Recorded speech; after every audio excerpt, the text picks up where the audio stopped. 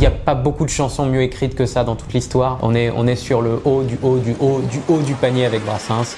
On m'a demandé d'analyser le texte de la chanson Saturne de Georges Brassens. C'est un gros morceau, on va essayer. Donc il y a 3 points selon moi qui déterminent la qualité d'un texte de chanson: ce que ça raconte, la technique et la capacité à nous créer des images et des émotions. On commence par ce que ça raconte. Le vrai génie de cette chanson, c'est de commencer gigantesque pour finir tout petit. Je m'explique. Brassens nous parle d'abord du dieu du temps, Saturne. Il est morne, il est taciturne, il préside aux choses du temps. Il nous raconte un temps immuable qui représente la mort, l'écoulement progressif des jours. Puis après, comment ce temps affecte celle qu'il aime. Toi qui as payé la gabelle, un grain de sel dans tes cheveux. Mais lui, il s'en fiche. Il trouve d'ailleurs une certaine beauté dans ce vieillissement qui pointe le bout de son nez. Il l'aime malgré l'immuable avancement des jours. Mais alors qu'on a commencé la chanson par un dieu, la dernière phrase nous raconte que tout cela tient d'une histoire de jalousie. Et la petite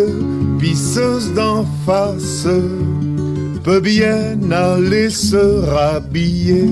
Faisant de ce texte un subtil mélange de futilité et d'éternité, ce qui rend la chanson d'autant plus impactante. Je mets donc un bon 9 sur 10 pour ce que ça raconte. Pour ce qui est de la technique, 10 sur 10. Si je pouvais mettre plus, je mettrais plus. Brassens est injouable. 6 strophes, 2 6 vers, en octosyllabes, rimés, croisés parfaitement. Évidemment, pas une faute de pied, pas une faute de rime. Le vocabulaire est infini. J'ai pas le temps de rentrer dans les détails, évidemment, mais dans chaque strophe, il y a un chapitre entier de cours de littérature. C'est vertigineux, j'en peux plus. Donc 10 sur 10 et plus. Et le troisième et dernier point, l'accès à l'image et à l'émotion. Et bien là aussi, évidemment, c'est tout à fait brillant, même si c'est plus subjectif comme point. Il nous construit le rapport d'un couple que le temps, malgré sa grandeur, n'affecte pas. Et donc comment par des images, il va asseoir la grandeur du temps au début de la chanson. Déjà, c'est un dieu, hein. Mais en plus, sa besogne, qui est quand même de nous rapprocher de la mort, l'ennuie.